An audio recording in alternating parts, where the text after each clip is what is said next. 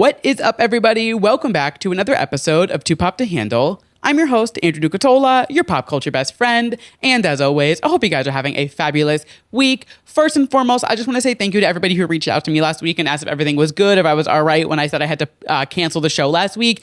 I just feel like everything going on in my life for the last few weeks has finally caught up to me. And I was like, I am so exhausted. I can't even form a full sentence.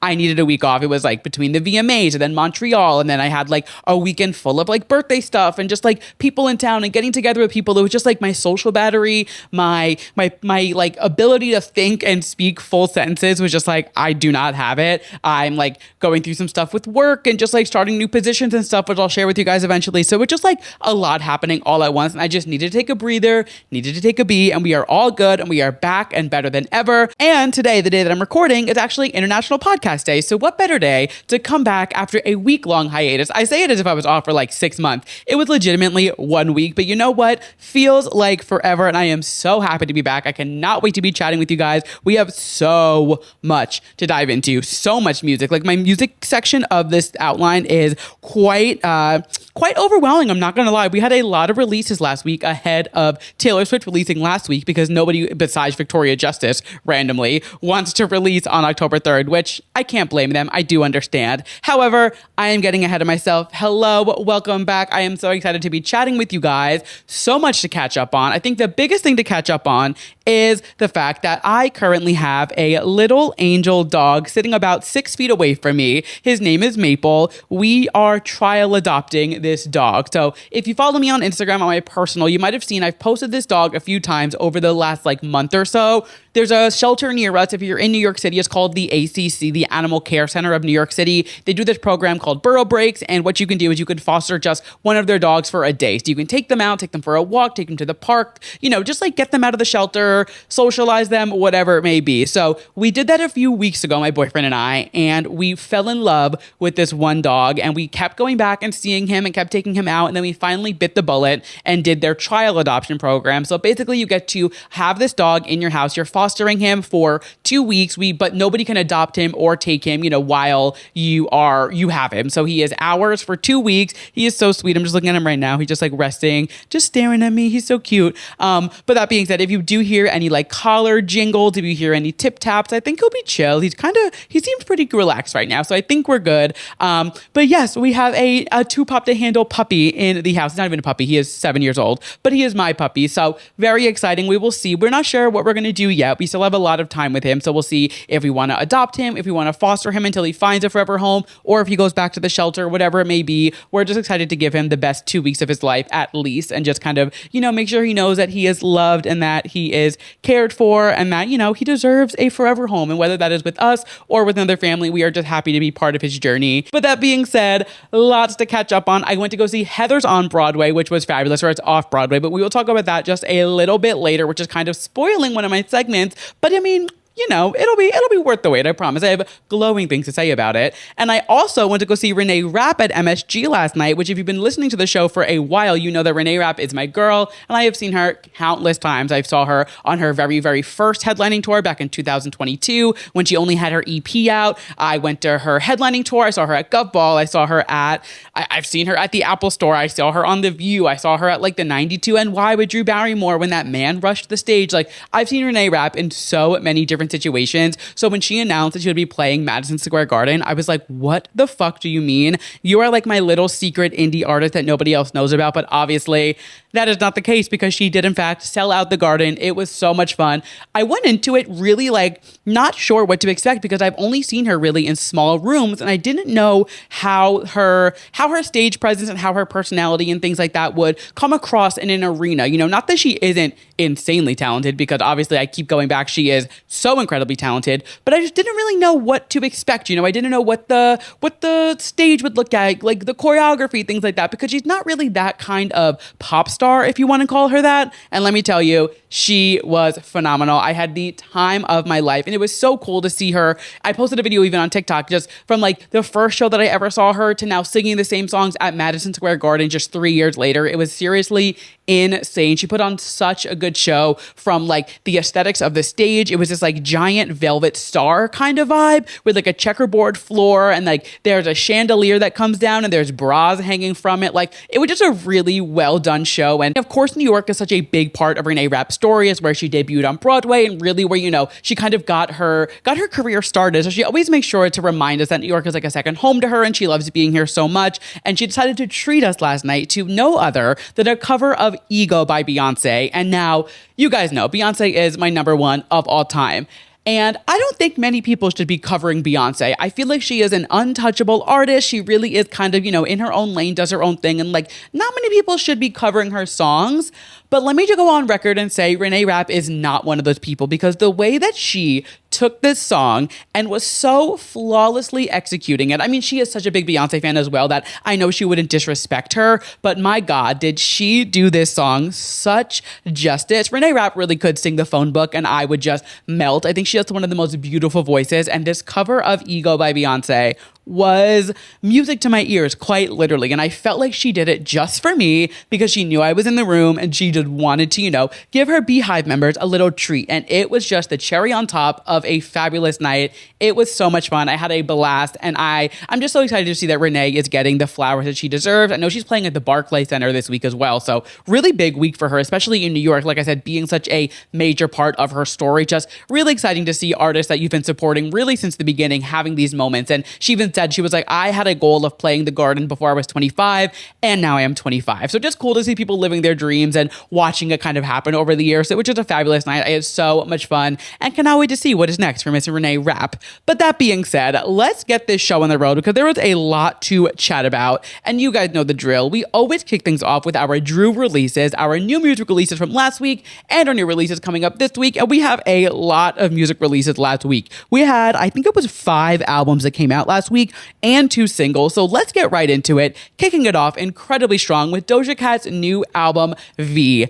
I am obsessed with this album. Now, if you listened a few weeks ago, I was saying how much I loved Jealous Type, which was the lead single from this album. I loved the vibe. I thought it was very like 80s, had a really cool, just very like Doja, you know, she has this way of like putting her spin and touch on a song that a lot of artists don't have. I feel like she has a really nice signature kind of vibe and style. And even when she changes up, whether it's her aesthetic or whether it's the sound a little bit, like she really knows how to still make it a Doja Cat song. And that's how I felt with Jealous Type. And that's how I feel with this entire album. I really think she was able to take these like 80, not necessarily 80s pop music, but like these 80-esque beats, take them that like aren't necessarily always R&B kind of rap tracks on top of, and just make it her own. And it is incredible. I will say I haven't digested enough to be like, this is my favorite, you know, to pick the songs apart and be like, know which song is which just yet. I will say the SZA collab on Doja's album was phenomenal, and Gorgeous, which is serving as the second single from the album, is also fantastic. Seriously, just a great body of work, and I'm obsessed. I'm also loving the like tour visuals that she just put out, like it's very just 80s glamour magazine. Like it's just, she is nailing it with the visuals and the sound and everything. It's just so cohesive. This is a flawless rollout with a flawless album, and I'm so excited to see what the tour has in store and like just like what she does with the rest of these visuals, because she really is such a visual artist that I feel like this aesthetic perfectly fits the vibe that she's going for, and I'm just eating it all up. I love it.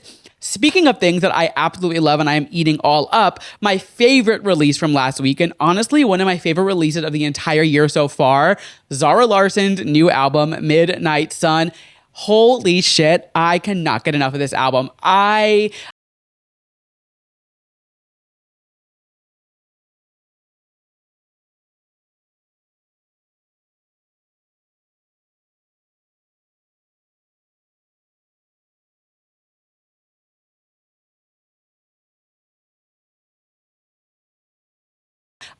cannot stop listening to it, from just like these catchy, sticky pop beats to the fun, cheeky lyrics. Like everything about it is just exactly what I want in a pop album. And she is just killing it. I think the aesthetic is perfect. This like Lisa Frank, rainbow, dolphin, palm tree, whatever you want to call it vibe is just so fun. And it's not even like a brand new concept, like everyone has done this like colorful, bright Lisa Frank-esque era before, but Zara's really taking it and just running with it and doing it so perfectly well. And I love it. I think she is doing everything perfectly for this era. And like I said, she opened for Tate McRae, who I did see a few weeks ago, and her set truly did blow me away. I was like, she could have been the main act and I would have been content with this show. Like I could have left after that and it would have been perfectly fine and worth all of the money. She is an insane performer. I know she's touring in the US next year. My boyfriend and I keep saying we have to get tickets. So we will definitely be seeing her when she comes back to Brooklyn next year because she just puts on such a killer show. And this new album is seriously perfection. Like I truly cannot get enough. I am obsessed with it.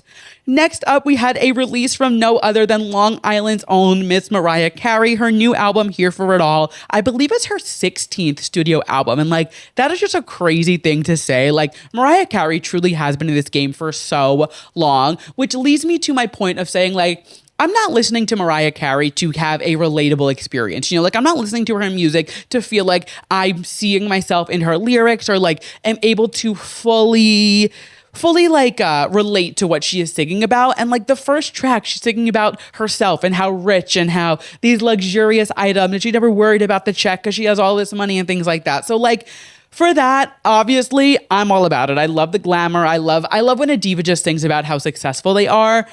But I will say, I'm not sure how much replay value the album's going to have for me. Not that it's bad by all means. I just don't see myself going back to it that often. I think there are some really great tracks on it. I really like the singles that she put out. And I mean, it's Mariah Carey. Like at the end of the day, she has done her job in the music space. She does not need to prove herself to anybody.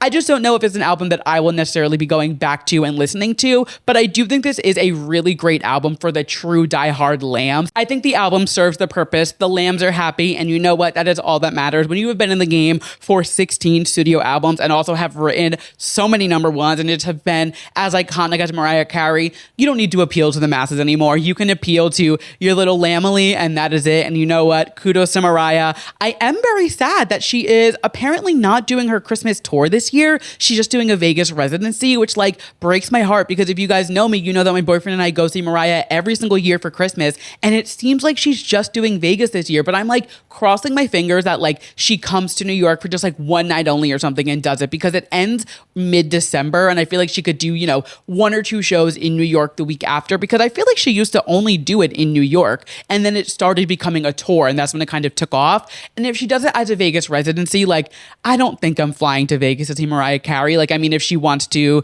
send some tickets and a flight, I would love to, cover it for the show. Maybe, you never know what happens. But other than that, I don't see myself flying to Vegas to see Mariah for the Christmas show. So I do think this might be our first year not going in like 4 years, which breaks my heart. But you know what? Mariah has other things to do. She's got a lot going on. So for that, I'm very happy for her. But it will be a weird Christmas time not seeing her this year. But you know what? What can you do? Next up on the list is an artist that I actually am newer to. I know, she's been on the scene for a little bit and she really had a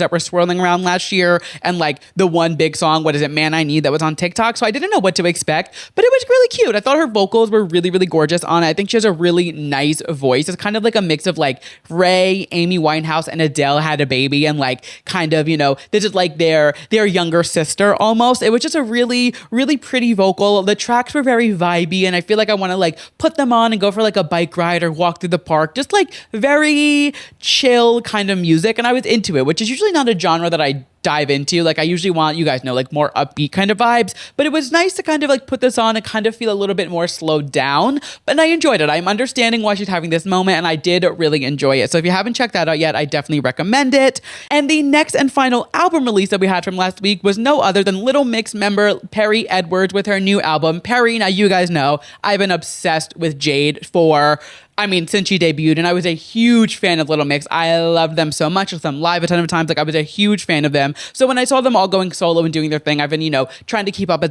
I can, but Jade has kind of been taking, most of my space in that kind of in that kind of respect. But of course, I want to, support all the girls and give them all a little bit of love. So I tuned into Perry's album, and it is good. I just don't know if it's something that I'm going to be revisiting. I really liked some of the singles, and I was, in and out with the singles and keeping up with it, but I don't know if I'm going to be going back to it as much as I would for Jade's album. Jade's album, I truly have not taken off repeat. It's truly been taking up, I would say 90% of my replay right now. Like, I cannot stop listening to it. And it's not that her album is bad. I just don't think I am the exact target demo for it. There were some songs where I was just like, this feels a little out of place, but it's not bad. Like, I understand there is an audience for it, but I'm just not that audience. And you know what? That is fine. I do think all the girls in Little Mix have their own path and they're doing their own thing and kind of are exploring these genres. And I think together they are also talented, but also separately they're also talented and are able to do their own things. But yeah, very exciting just to see that all of Little Mix are doing their own things. I know Leanne's about to release an album, or I don't think it came out yet. I think it comes out like in a few weeks. So, the girls are doing their things. The girls are girling. I will say, I don't think any of them are going to release an album that's going to top what Jade is doing for me right now. But it is nice to see that they're all kind of in these ventures, and Perry is pregnant right now. So just really cute to see all of them so supportive of each other and doing their own things. And I will hold on to the day that Little Mix comes back. But until then, I will support their solo endeavors as I see fit. And that wraps up our albums from last week. But we had two very exciting singles as well. First and foremost, from no other than Miss Tate McRae, which I was not expecting a new single from her this year, especially considering we just got an album from her. I just wasn't expecting a single so soon, but she clearly had some things to say, and boy, did she say them. This kind of just felt like she was putting the nail in the coffin with her and the Kid Leroy. It was like, nope, we are done. I am not going back to this. And if you want to keep going tit for tat, if you want to go song for song and like call each other out for the things that happen in our relationship, we can keep doing that. But she kind of was like, I would suggest you don't, because I do feel like I'm getting that she has dirtier laundry to air out on him than he has on her. So I'm not assuming he's going to respond. I actually didn't even know that he put out a song at her because I didn't really keep up with their relationship. I see Tate McRae on very much as like a surface level. I enjoy her music.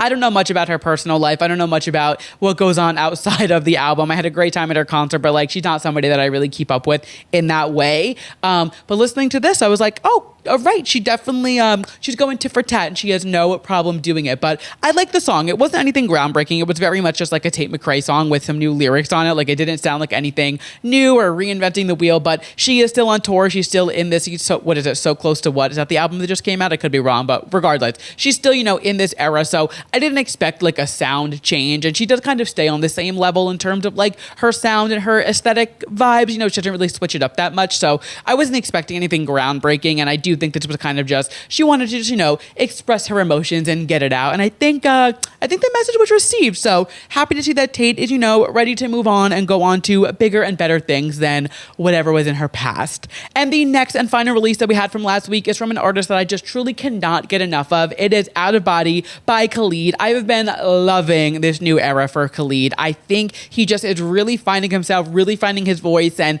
it really does suck what happened to him in terms of like being outed. Like, that is such a shitty thing to happen to anybody. But I do think the fact that he is now really able to live his truth and really just like do what he wants and sing about the things that he wants without having to hide behind kind of a persona, it's kind of forcing him into this new sound and era and vibe. And I am all about it. Again, I am not obviously, it is not okay that he was outed, but I do think him coming out and now being so comfortable with his sexuality and being able to sing about his gay relationships and his gay experiences is really creating incredible music. You guys know I love In Plain Sight, one of my favorite songs of the year, and Out of Body is incredible. It kind of has the sound of like I'm a Slave for You. It has this like really cool poppy sound in the back, and then his voice on top of it, and like he doesn't necessarily rap, but he has this like R&B kind of vibe and tempo to his song, and like just something that really, it kind of scratches an itch in my brain, and I am all about it. I am really, really, really excited for his new album. It comes out later next month, so I cannot wait to dive into that and just, really soak up everything he's putting out, because I think the music he is releasing lately has just been incredible, and I cannot wait for more. And that wraps up all of our releases from last week, but coming up this week, we have one of the bigger releases of the year. It is no other than Taylor Swift's The Life of a Showgirl. I mean, it really is. I feel like it came so fast. Like we got this announcement, maybe a month and a half ago, and now the album is almost here. So much is happening. We have a whole segment later just diving into what is going on with Taylor, but I didn't want to give it all away at the beginning. I figured I was like, let's talk about some other things because there was a lot to chat about with Taylor, and next week's episode is going to be very Taylor heavy, so I wanted to space it out a bit. So we'll have some more Taylor news in just a little bit, but in the meantime, let's dive into some other moments from the week that were just too pop to handle, some pop culture rapid fire, kicking it off with probably some of the most exciting news we've gotten in the last few weeks. Bad Bunny is officially set as the 2026 Super Bowl halftime performer, and I, for one, am so excited. Now, I'm the first one to admit, I have said time and time again, I don't think the halftime show should ever be a male performer. I think there are two places for men at the Super Bowl, and that is either on the field or in the stands, or maybe a third place watching at home. I do think the Super Bowl halftime show should be reserved for a pop girl. Give us a diva on that stage and kind of break up the male energy in that room. However, I do think Bad Bunny is going to give us an incredible performance. Not even think, I know he's going to give us an incredible performance, and I cannot wait. And I actually do have to give some props to Apple Music and Rock Nation. The last 3 halftimes, including Bad Bunny, have been men, but they have been really, really great performances between Kendrick Lamar, Usher. Bad Bunny's going to be killer. They've really been killing it with the performers since Apple Music took over. I mean, with Rihanna being the first one and now the 3 of them, following, it's really been killer performances. And I haven't been bored even when it's a man on stage. So you know what? Props to them for that. But of course, the topic at hand is Bad Bunny. So during this week's Sunday Night Football, they announced during the halftime that Bad Bunny will be performing at the Super Bowl, with a statement from Bad Bunny saying, "I've been thinking about it these days, and after discussing it with my team, I think I'll just do one day in the United States. What I'm feeling goes beyond myself. It's for those that came before me and ran countless yards so I could come in and score a touchdown. This is for my people, my culture, and our history." And I just know that Bad Bunny is about to get on that stage, step on that field, and give us a fucking show, a statement, a night to remember. And I am so excited. So of course, in his statement, he makes a point to say that I'll do one show in the United States, which of course references the fact that his new tour is not coming anywhere in the United States, which he has said that he is not doing due to the ICE raids going on. He said it is not safe for him to perform in the States for his fans' safety because God forbid, he does have a Latino based following. And if, all these people show up to the show and there are ICE raids outside,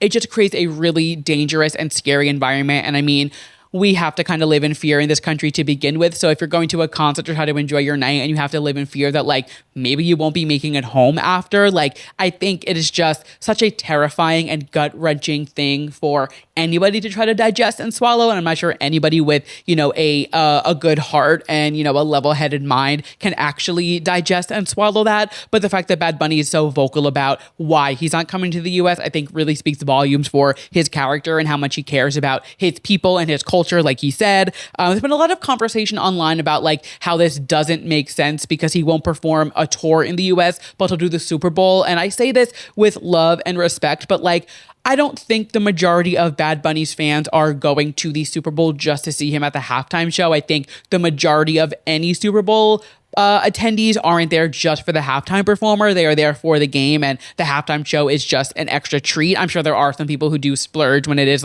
their big, their favorite artist, but I do think Bad Bunny's fans understand that hey, he's not doing this to give you the chance to necessarily go see him live. He's doing this to go on the biggest stage in the world, really. Super Bowl halftime show is the biggest stage that you can book. He's going to make a political statement, and he's going to use his 15, however many minutes to make sure that his message is heard. And just considering the fact that he's going to sing entirely or majority in Spanish, I'm already so excited to see all of the crazy racist bullshit that side of the country pulls out of their ass and just spews all night long. They're already doing it. They're already I don't want to see a performance that's all in Spanish. Why is this man who wears dresses going to be performing at the Super Bowl? We want manly men and blah, blah, blah, all their fucking bullshit. I cannot wait, not only for a killer performance from Bad Bunny, because he is truly a performer like no other, but I just cannot wait to see how enraged these people get as they continue to just pour more gas on this dumpster fire that is our country. I'm you know what? you like to call us snowflakes, but yet you get so hurt by somebody who likes to sing in English or who is wearing a dress and you can't understand gender, fluidity and whatever. You know what? I can't wait to watch them fucking crumble that night and just be so bitter and miserable because you know what? They are making our lives so miserable the rest of the year. Let's have this one night to just really stick it to them and remind them that like our administration is ruining everything that we have built this country on over the last however many hundreds of years. And I just think, for one night, let's just watch Bad Bunny give a giant middle finger to the entire country and remind them that like we are in this position because of you, because of the people who voted for this monster. Let us party. And I, for one, cannot wait. Continuing kind of on the idea of, fuck the current administration, Donald Trump has picked a new victim to go after this week, and it is no other than Miss Ariana Grande. So if you did not see, earlier this week, Ariana Grande shared a post to her Instagram story from Matt Bernstein, who you might know as Matt XIV on Instagram, and the post read, and I say with my full chest, I want to check in with the Trump voters. I have one very genuine question. It's been 250 days now that immigrants have been violently torn from their families and communities have been destroyed, now that trans people have been blamed for virtually everything and live in fear, now that free speech is on the brink of collapse for us all. How's your life gotten better? Have your groceries gotten cheaper? Has your health insurance premium gone down? Has your work-life balance improved? Can you take a vacation yet? And are you happier? Has the widespread suffering of others paid off for you in the way that he promised that it would, or are you still waiting? So Ariana Grande shares this to her story, and of course, the red side of the country is up in arms, and Donald Trump and the administration has to jump in and make a statement because God forbid people speak against these crazy, insane people. I know, crazy concept. I mean, we just saw Jimmy Kimmel go off air literally for just stating a fact, and now Ariana Grande is just sharing an opinion, a fact, if you will, and now the White House is reacting. But the way that the White House reacted and responded to Ariana Grande simply reposting an Instagram story is fucking insane. So today, they released a statement that says, "Save your tears, Ariana, because President Trump's actions ended Joe Biden's inflation crisis and are bringing in trillions in new investment. He even signed an executive order just like magic that paved the way for the FTC to crack down on Ticketmaster for ripping off Ariana Grande's concert-going fans. Get well soon, Ariana."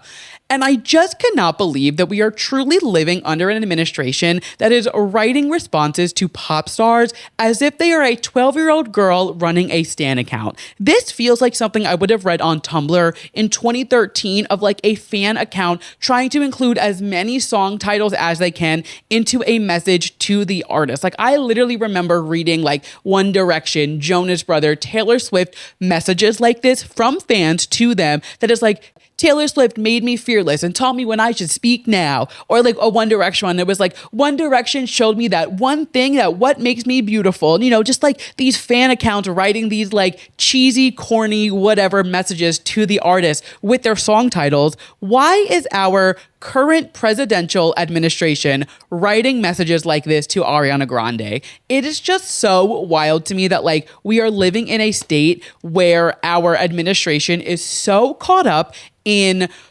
embarrassing themselves. Like they don't even realize that like these statements are so insanely poorly written and embarrassing. And like, I don't know if this was AI. I don't know if they were being funny, including, 3 Ariana Grande tracks? Yeah, 3 Ariana Grande songs to this. Like, I don't know what they thought they were doing with this statement, but it is just embarrassing. And that's exactly what we've been living in the last few months. And I always say, I try not to make this a political podcast, but I am just so enraged at everything happening in this country right now that I just am like, I just can't help but laugh. Like it truly is so comical at this point that like, this is what people are so proud to say they voted for. It just blows my mind. And then on the other hand, we have these people who are now being like, I'm selling my Ariana Grande tickets because she doesn't support the president and da da da da. And to that, I just say like, where have you been? Because do we not remember back in 2010, 2011 when Ariana Grande licked those donuts and said she hates America and she was kind of ahead of the curve? Like she kind of was like on the right side of history back then. And she's really been spitting some truth over the last few years about her political views.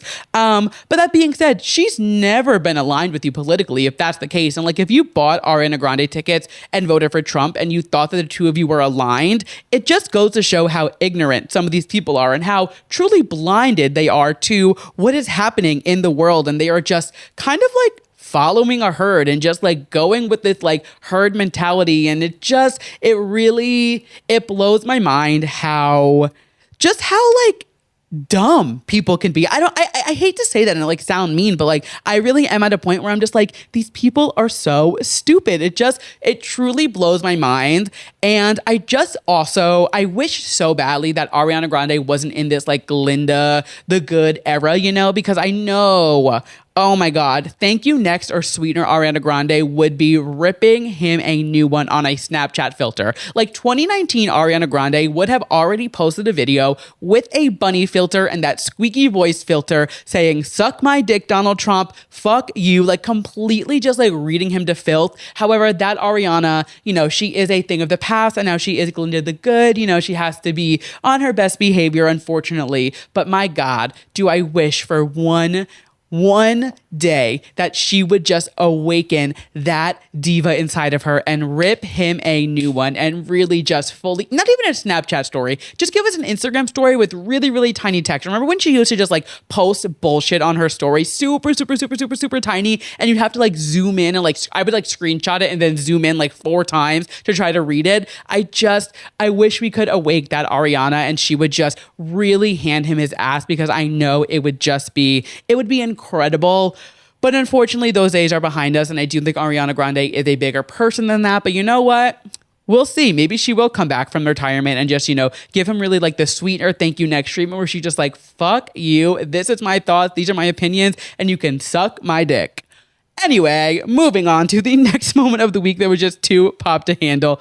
This is really such a great way to come back after a week hiatus. I'm really just venting to you guys, and it feels great. Moving on to some sad news, actually. I mean, all of this is kind of sad when you think about the state of the country. But that being said, moving on to some sad news. Lola Young has really been going through it this last week, and I really feel so terrible for her. I feel really, really bad. So it all kind of started last week when she pulled out of Odyssey's We Can Survive concert. She was meant to be one of the headliners, I believe, and her manager actually took to her Instagram and posted a statement saying, "Unfortunately, due to a sensitive matter, I have advised Lola Young to pull out of performing at Odyssey We Can Survive at the Prudential Center this evening. Lola is very open about her mental health, and there are very occasionally days where myself and my team have to take protective measures to keep her safe.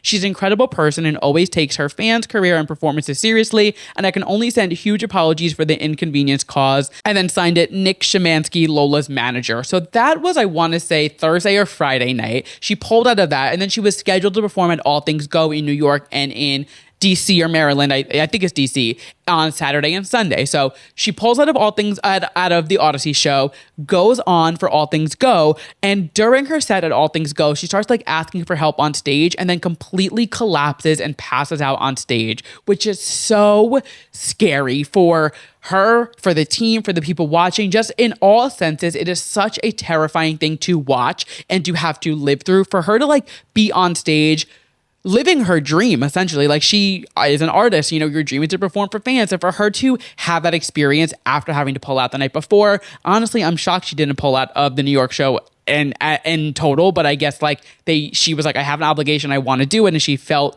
fine enough to do it. Clearly she was not. So that was just terrifying. And then she pulls out of All Things Go on Sunday in DC. And it's just, as somebody who grew up, and I know a lot of my demo also grew up in, the era of like the early 2000s where we were watching Lindsay Lohan, Britney Spears, all of these people just have these like public crash outs and struggles with addiction and things like that. And it was so, I hate to say glamorized, but so like monetized by the paparazzi. Watching this happen now to somebody who's so young, I believe she's 24, it's just really scary. And like, we've seen this happen with people so many times before. I mean, people already kind of compare her to Amy Winehouse, just let alone her singing style, but also just with her story. She is very open about her struggle with addiction and with her issues with mental health. I believe she's schizophrenic and has a lot of other mental health issues. And when Messi started really blowing up last year, I believe she was in rehab as it really started picking up. She is very open about her cocaine addiction and has had a very rocky road with addiction, which clearly obviously is something that is just like a lifelong struggle, It's not just something you like go to rehab, get help for, and you're over. It's something you deal with for the rest of your life. So seeing her, going on stage and doing this, and like she really has been kind of nonstop. She just did the VMAs, and she was doing performances promoting her album, and the album just came out and it was incredible. And she's putting out this great music, but she's clearly just either being worked too hard or not getting the help and support that she needs. And it's so scary to watch. I mean, we all saw what happened with Amy Winehouse, and we saw what happened with all of these people who it's just a scary situation. And I mean, watching any artist beg for help on stage and then not getting the help right away, and then people rushing to her finally after she collapses, it's just like, we need to like understand like when something is happening and when we're able to, if we're able to.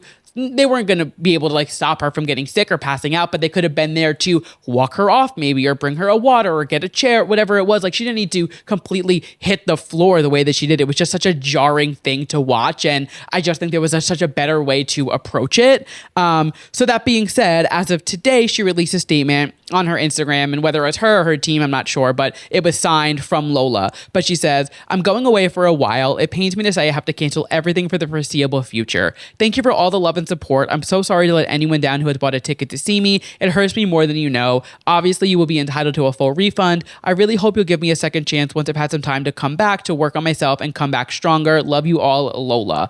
And this just breaks my heart because she really has had such a huge year. I mean, with Messy and her album coming out, and just really, I feel like I don't know when she actually debuted and when she kind of like hit the scene and what, but in the last year, she's really been like having these moments and really she's this new, fresh face on the scene, and she's so different and so out of the cookie cutter pop star vibe. She really has her own style and her own lane that she's in. And I personally love her music. I think she's such a talent and has such a beautiful way of songwriting and like storytelling through her music. And she does sing a lot about her mental health issues and her struggles with addiction in her music, but it makes it feel so real and raw. And I feel like she's an artist who really opens up about what she's going through, but to watch her going through it still is so heartbreaking. And knowing that like she's in such like a dark place when she really does have so much going for her, it's such a heartbreaking thing to watch. And something I found out today, actually, that's really interesting is her manager, Nick, who let that statement out about her canceling Odyssey, who actually pulled her from the performance, was Amy Winehouse manager when she passed. However, he was the manager who was really pushing to get her help and trying to get her into rehabs and getting her the help that she needs. And people kind of credit him for being the reason that Amy didn't pass sooner, which is such a crazy thing to say. But I do think she is in good hands in that sense. I mean, especially the management pulling her out of that festival and, saying, hey, like, you can't go on. You need some time. You need whatever. And who knows what goes on behind the scenes, of course. You never know exactly what happens, but it does seem, hopefully, like she's in good hands and will be able to kind of get the help that she needs, take a breather, take a beat, and then come back and hopefully have some type of comeback or, whatever capacity is in, whether she wants to go on this huge tour like she was planning or whatever it is. Like, I really hope she takes the time, because it does seem like because Messy was blowing up and she was really having this big moment, and the way that record labels and management and producers and everything really just they see this moment happening, especially with TikTok and how fast things blow over. They see people having these moments and they're like, we need to work you to the bone. And when you are not well equipped for that and you're not in the mental state, let alone to be working like that, but just like struggling with addiction and struggling with mental health and like schizophrenia and things like that, like that's not a healthy relationship. So I really hope that she's able to kind of find a rhythm and a path that works for her, because this is heartbreaking. This is so sad. She just performed at the VMAs. She's having all of these huge moments. Messy's like blowing up and people are loving it. And like her album literally came out, I think 2 weeks ago. It's like very new. And now all of this is happening. She has to step away from the spotlight. And it breaks my heart, but I do think we are in a different place in society right now where we are more accepting and understanding of these things. So I hope, at least compared to when I was growing up in like the early 2000s, when it was just like tabloid cover after tabloid cover of Britney Spears having a meltdown, Lindsay Lohan having a meltdown, Paris Hilton being a party girl, Amy Winehouse passing out on stage, and like all of these things where it was so glamorized. I do kind of think that we are in a different world where we aren't so tabloid heavy. They still exist, of course, but I do think we kind of have a different relationship with them. So just so heartbreaking to see. And it just goes to remind you, like, you never know what's going on with somebody behind the scenes. Like it seems like Lola Young is having this great moment. She's performing at all these places. She's having this major hit and she was literally performing on like a ferry with all of her fans, I think Wednesday or Thursday in New York City. Like she had this great fan event and like her fans love her because she's so cool and unique and different, and like all of this is happening behind the scenes. So I just really hope, it seems like she's in really good hands at getting the help that she needs. So I am just sending all of my love to her and just hoping that she finds the time and finds the rhythm and the path that she needs to really, get on her feet and find her way to come back to music in a way that isn't so overwhelming, that struggles with her and her addiction and her mental health and everything, and she can kind of find a rhythm that works for her. So sending my love to Lola, hoping that we hear from her not soon. Honestly, I don't want to hear from her soon. I want her to take a beat and really figure this out. But switching gears to our last moment of the week that is too pop to handle, and a much more exciting and uplifting moment, it is Taylor Swift release week, and we are going full swing promo for this album. First and foremost, she announces that she is going to be on the Jimmy Fallon show next Monday. And not only is this crazy because like she did barely any promo for Tortured Poets Department, but I will be at the Jimmy Fallon taping. I was somehow able to get a ticket. I don't know how. By the grace of God, I was able to get off the wait list, get a ticket, and I will be at the recording of Taylor Swift's Fallon interview, and I just cannot believe it. I haven't done a Taylor release week since Reputation when I met her, so it's like I haven't done a release week, anything exciting or any interviews or any big press things. I've kind of taken a step back from all of that, but this was an opportunity that I saw. I jumped on it, and now I'll be in the room where it happens, and I cannot wait. She will also be on Seth Meyers on Wednesday, so we are really getting promo for this album, and it really feels like old school Taylor. If you remember like Speak Now release week, or really any release week, I feel like before Reputation, kind of, it was always like these late night junkets and these fun interviews, and she was everywhere or whatever, and she's definitely not going to the big places like she used to. She's not going to every single show, but she's being very selective with it. But I'm just so excited to see her back on late night and doing these interviews and kind of giving us tidbits into what to expect from the life of a showgirl. Speaking of the album, the pop-up in New York with Spotify started today. So we're getting our first kind of look at what to expect from the album. We've gotten some lyrics, we've gotten some, vibes to pick up on, and I'm just so excited for this album. Some of the lyrics and Easter eggs that we've gotten from the pop-up, there is Keep It 100 on one of the mirrors at the pop-up. And if you remember on New Heights, when she was on with Travis and Jason, she kept saying, we got to keep it 100. When you add 87 and 13, you get to 100. So we're keeping it 100. And then Travis, I believe the first time he ever posted her on the grid was, the caption was like, keep it 100. And it's the same emoji that's on the mirror. So clearly an Easter egg to something with Travis and her and their relationship, which obviously is going to be very heavy on this album, messaging. So very excited to see how that ties in. We have also seen a lyric that says, oftentimes it doesn't seem so glamorous to be me. So again, this life of a showgirl, where she's kind of living this double life, very I Can Do It With a Broken Heart, where like on one side she seems so happy on, the public facing side, but on the back end, what's really going on. So I think we're going to learn a lot about what's been going on behind the scenes with her, which I'm really excited for because she is in such like a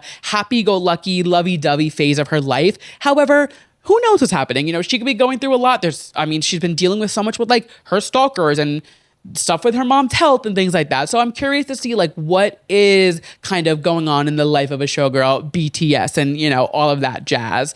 And then one of the last lyrics that we saw before I started recording, they changed out like on top of like the throne that they have, or like the photo op, whatever it is, and it says everyone's unbothered till they're not. So it's seeming like she's going to be a little scathing on this album, which I'm very excited for. She also started to do her tried and true capitalizing of certain letters in her album lyrics on Reputation today. And on Apple Music, the lyrics all went lowercase except for select letters. And fans, of course, instantly jumped to decoding them. I was at work, so I wasn't able to join in on the fun.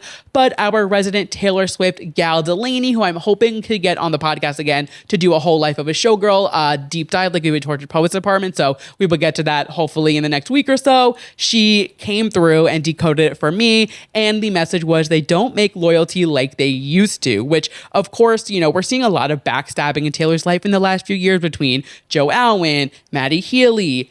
Biggest, I think, for this album is Blake Lively. We're assuming we're going to learn what went on behind the scenes with the two of them. So I really think we're going to learn a lot about what's happened in her life behind the scenes in the last like year and a half, 2 years. And I am so excited. I really never thought we would see a day where Taylor Swift and Blake Lively weren't friends. And the fact that we're probably going to get some type of glimpse into what happened to some capacity is just insane. Like, I'm so excited I hate that they're not friends anymore. allegedly, whatever it is. But like, I am very curious to see what she spills and what she tells us, because she really is selective on what she likes to tell people. And I think it'll be clear enough to know what is about her or the situation or who is unloyal to her anymore. But I am very curious to see what tea Taylor's willing to spill on this album. We will see very soon. I'm so excited for this album. And then we also did see a little Valentine's Day card on the what is it called? Oh my God, the vanity. I was like, what do you call when you get ready at? The little Valentine's Day card on the vanity that just says Valentine's Day. And of course, if you remember, I forget the interview that it was in, but Taylor talked about how Travis made her a handmade Valentine's Day card. And it was, such like a special thing for her. It was so heartfelt and lovey. So that's clearly alluding to one of their first Valentine's Day together.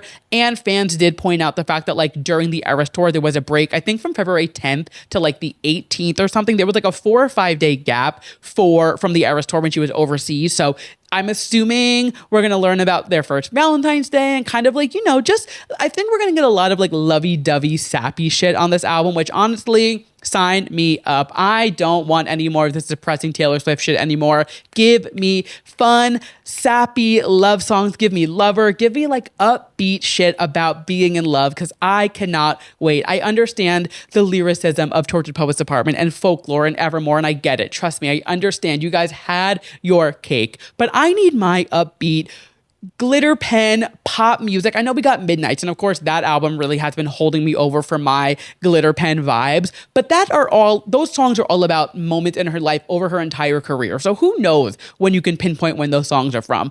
I need up-to-date, current glitter pen fun, like just glitzy pop songs. And I just know this album is going to give me everything that I want and more. And I am so excited for this album. Again, of course, it's just the first day of the pop-up. Album rollout is about to start happening. We have Graham Norton coming out later this week, so we'll talk about that next week. We'll talk about the album next week. We'll talk about oh my God, I'll have gone to Fallon by that point, so I'll be able to talk about Fallon. It'll air on TV by the time you guys see it, but I'll tell you about my experience behind the scenes of what happens. Just so much happening in Taylor Swift's world right now, and I am so excited to be living in the life of a showgirl era.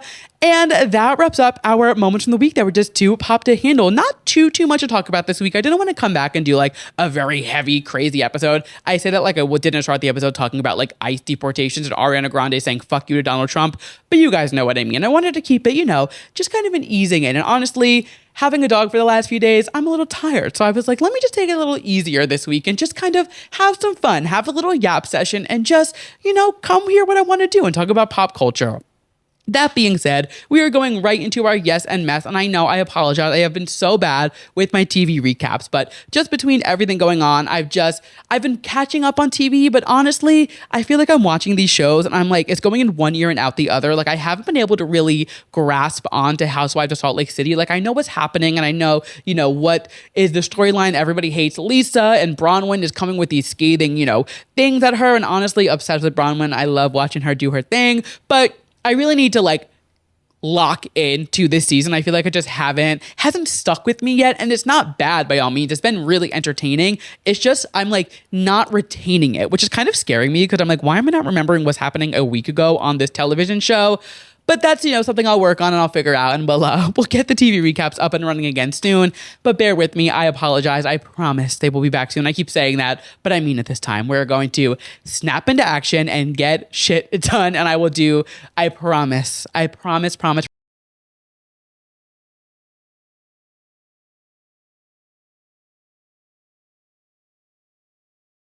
Our yes and mess of the week. My yes being something I am loving and my mess being something I am not loving. And we always start things on a high note here at Too Pop to Handle. So kicking it off with my yes this week is no other than the off-Broadway production of Heathers. I kind of teased this at the beginning of the show. However, I didn't want to give it all away at the beginning because I wanted to really dive into this show and how much I loved it. I fucking loved this production. I have been a fan of the Heathers musical for years. I've seen a lot of like slime tutorials, as I call them, on YouTube, bootleg productions of it on YouTube, but I've never actually seen Heathers live. I've listened to the soundtrack. I know the story. I love the movie, but I've never seen it in person. And I think this off-Broadway production was the perfect entryway into seeing Heathers off-Broadway or on Broadway, whatever it may be, for the first time. It was incredible. It's playing at the New World Stages, which is actually where I saw Drag the Musical earlier this year. And it's just a cool venue to begin with, but that's besides the point. This production is unbelievable. The cast is killer. Just the talent on that stage, and like, it's such a funny, silly, campy show, but has this like dark humor to it. It's such a fun show, which is so crazy to say because it is so sick and twisted and rooted in death, basically. Like, not to spoil anything, but it is very dark-sided in that sense. But they do it in such a funny, campy way. And this cast is just incredible. And I've got to give credit where credit is due to Mackenzie Kurz. She was fucking believable. She blew me away. Every time she was on stage, even when she wasn't singing, her mouth would be closed and she was just doing like physical comedy, and it was hilarious. Like, she's dead for most of the show and her ghost is haunting the school, and she's in the back of the stage still stealing every single scene. It was unbelievable. The set, the cast, the lighting, everything about it was so great. And if you have the chance to go see Heathers at New World Stages, trust me when I say you are going to want to take it. Even if you don't know the show, don't know the movie, go into it blind. I think this is a show where you can go into it not knowing anything and still understand everything and not need to know any context of it. I think it is digestible enough for newcomers to go to blind and still enjoy. But also, if you are a fan of the movie or of the musical and haven't seen it yet, it will definitely check all of the boxes. It was great. I absolutely loved it. And switching gears to my mess this week, I'm going to keep this really short and sweet because I don't know how many times I can deep dive into one of Nicki Minaj's Twitter beefs, but my mess this week is whatever the fuck is going on between Nicki Minaj and Cardi B on Twitter. It started with Nicki Minaj posting a photo of an eagle and making a joke at Cardi B's crows on her album cover, and somehow it ended up with like nursery rhymes of the two of them going back and forth, and then Ice Spice's manager leaking a phone call between him and Cardi, and Nicki's still going, and it's just like, it's always something. It's always something with Nicki. It just doesn't stop. And I just am like, get off Twitter. Like, at what point is she going to delete the app? I don't understand. I think Cardi was coming back with some killer responses, though I will say Cardi's tweets, she hasn't deleted any of them. She's kept them all up. She is standing 10 toes down. And you know what? For that, I appreciate it. But again, I don't have the energy to go into another Nicki Minaj Twitter beef. I think it would be like the fourth Twitter beef and, deep dive that I did to one of her feuds, because it happens every 3 months. I feel like it's like a quarterly thing with her that she is feuding with somebody online. I just can't keep up anymore. And my mess this week is the Nicki Minaj and Cardi B Twitter beef, because my God, it is something else. But if you want some entertainment, go read Cardi B's tweets because they are fucking funny. And with that, we have made it to the end of this week's podcast episode. Thank you guys so much for tuning into this week's episode of Too Pop to Handle. If you liked what you heard and you're listening to us as a podcast, make sure you go ahead and leave me a 5-star rating. It is the best way to help support the show. If you're watching us on YouTube, hello. Make sure you go ahead and hit subscribe and give me a big thumbs up. Drop a comment down below. Let's start a conversation. Chit chat with me. Let me know what you're thinking about the whole Ariana Grande and the White House beef. Let me know what you're thinking about the life of a showgirl so far and what you're excited for. Start a conversation. Let's chat in the comments. I love chatting with you guys, so that would be a blast. If you would like some extra moments of the week that were just Too Pop to Handle in between podcast episodes, head over to twopoptohandle.substack.com and subscribe to my weekly newsletter, Popping In, where I send you guys some extra pop culture moments of the week that were just Too Pop to Handle in between podcast episodes. And if all of that is not enough, you can always follow us on social media at Too Pop to Handle or on my personal at Andrew Nucatola. And with that, I will catch you guys next week when we are in the official release of the Life of a Showgirl era. Bye.